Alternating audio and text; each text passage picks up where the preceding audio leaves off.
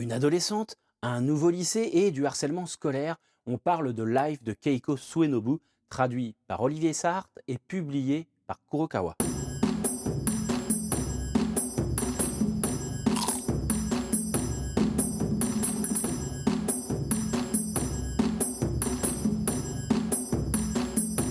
Au collège, Ayumu et Shi ne se quittaient jamais.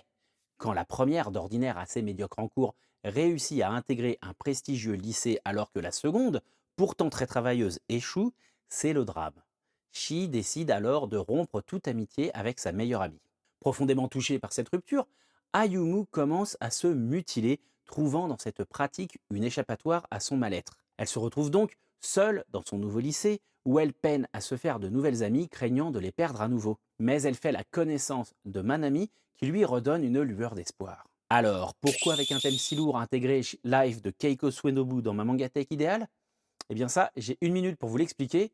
C'est parti. Après Vitamine, un premier one-shot sur le même sujet, Keiko Suenobu signe avec Life un manga en 20 tomes qui traite en profondeur du harcèlement scolaire, de la mise en place des mécanismes, des conséquences aussi bien physiques que psychologiques et de la difficulté d'en sortir. Loin de donner dans le misérabilisme, l'autrice livre un manga coup de poing aux nombreuses scènes qui laissent un goût amer dans la bouche. Entre humiliation, sévices et automutilation, le traitement est sans fausse pudeur, affrontant de face l'ampleur du problème, car la spirale ne s'installe pas que par les actions de ses bourreaux. C'est également dû à l'inaction des camarades qui laissent faire sans rien dire et d'un corps enseignant dans le déni. Tout ce beau monde laissant la jeune Ayumu seule à tenter de surnager comme elle peut au milieu de la tempête qu'elle subit au quotidien. Avec un dessin tout en rondeur qui collerait parfaitement à une petite romance scolaire innocente, Keiko Suenobu ménage ainsi quelques effets de style diablement efficaces, couplés à une narration impitoyable, heureusement entrecoupée de quelques lueurs d'espoir. Bien que désormais uniquement disponible en numérique,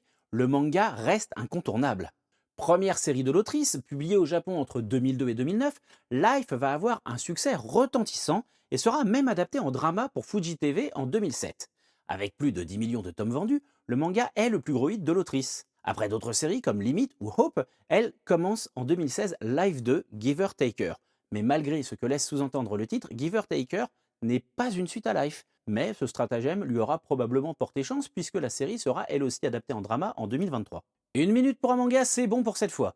Si vous avez trouvé la vidéo intéressante, faites-en profiter vos amis avec un clap, un commentaire, un like, un abonnement, un partage, c'est bon pour le référencement. Vous pouvez également me soutenir via un don sur ma page Ko-fi. N'hésitez pas non plus à me dire quel épisode vous voulez voir une minuté. Vous pouvez me retrouver évidemment sur les réseaux sociaux, hein, pas juste sur cette page YouTube, donc n'hésitez pas à me suivre sur Blue Sky, à rejoindre le Discord. Rendez-vous en tout cas vendredi prochain pour le prochain épisode et d'ici là, portez-vous bien, prenez soin de vous et surtout, lisez plein de mangas. Bye.